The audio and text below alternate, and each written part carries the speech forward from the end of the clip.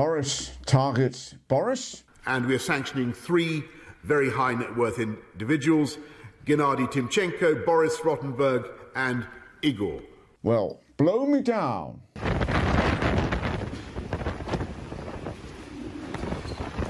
And HM, RIP, MTMK, look it up. These are the interesting times. Hello everybody, my name's Matt Johnston and welcome to The Interesting Times, a show that likes to take a sideways swipe at politics right here in the UK. Putin is still amassing troops on the Ukrainian border, you know, just in case. And the PM made it known it's time to get tough. He's introducing sanctions against Putin's allies here in London.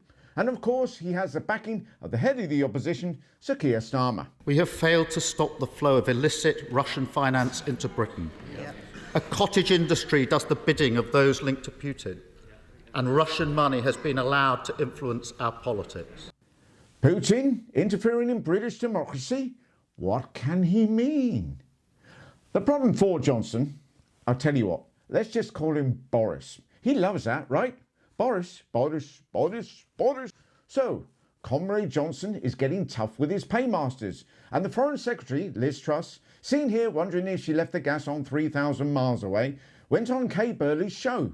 We are very clear that nothing is off the table in terms of who we're targeting, in terms of the access of Russia to British financial institutions. Nothing is off the table. The Tory party has received something like £2 million in Russian-linked cash since the Prime Minister took office. Should that money be given back? Accept that. All of donations to the Conservative Party are from people on the electoral register. Now, there are many people who have moved to Russia from Britain who are not necessarily friends of Vladimir Putin.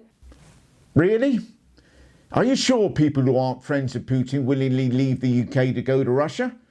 Well, this handy quiz should clear up if you're one of Putin's friends or enemies in Russia.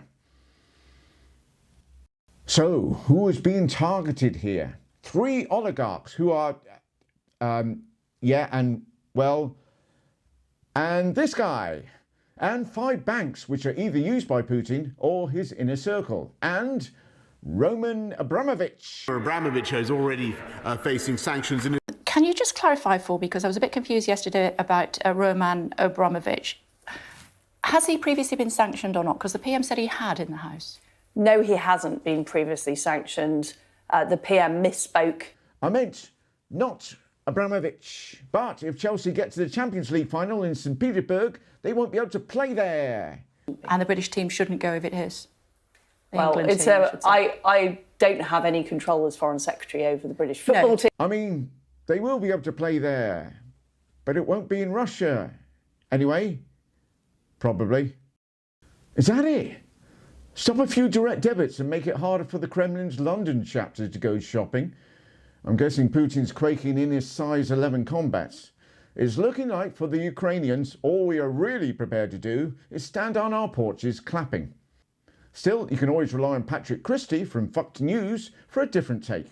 Vladimir Putin is doing what he's doing because of how weak the West has become. When he looks around now, what does he see? He sees the United States of America with no clear leader. Joe Biden is not running the country. Kamala Harris doesn't appear to be capable either, and so America, Russia's old foe, is essentially rudderless. Then there's the UK. Boris Johnson has been under extreme pressure. In fact, he very nearly lost his job. Why? Because of cake, cheese and wine. Justin Trudeau in Canada is essentially invoking civil war. Germany is in transition after many years of Chancellor Angela Merkel. Putin could turn their gas taps off whenever he wants. Emmanuel Macron is, in my opinion, just a pound-shop Napoleon on a power trip who allowed himself to be mugged off by Putin and his massively long table. And Italy has a Black Lives Matter emoji for a leader, and Trans Awareness Week and the Defence Minister for Spain, and that bloke with the flag and hats that stands outside Parliament and said that Putin could do whatever he wants. And there have been some absolutely terrible takes on this crisis from, you guessed it, the Conservative government. Those on the left. Hang on, what? Is GB News revamping as a QVC channel? Because with a government that's taken over £2 million in Russia's donations in the last 2 years on a Get Brexit Done manifesto, which was Putin's wet dream, and suppressed a report that looks into Russian interference in UK politics, Blaming the left for this one is one tough sell. The UK got hit with Storm Eunice last week, then Storm Franklin yesterday, and Storm Gladys is expected any day now. The sharp-eyed amongst you will notice the Met Office naming the storms in alphabetical order. But for those ready for Storm I or Idiot, sorry, we've already had that. These swimmers were told to stay out of the water in Liverpool. This lady nearly got swept out to sea in Newquay, but was saved by some local Samaritans in the middle of a storm. Question is, why did they do this? And you have to wonder where they're getting their weather advice from. The Queen is alive, you'll be, hopefully, happy to hear. At least at time of recording. A Hollywood gossip outlet named Hollywood Unlocked posted a story to say Her Majesty had passed away. She is actually recovering from COVID. Yes, you remember COVID, the infection that Boris Johnson said wasn't an issue as only those over 80 would die with it. Wow. Their next meeting will probably be the most awkward, uncomfortable encounter since that time that Prince Andrew was asked to judge a teen beauty pageant. Well, that's it for another week. Thank you all so much for watching. And if you are enjoying these vids, please don't forget to subscribe and hit all the notifications bell so you don't miss another. And I'll see you all next week.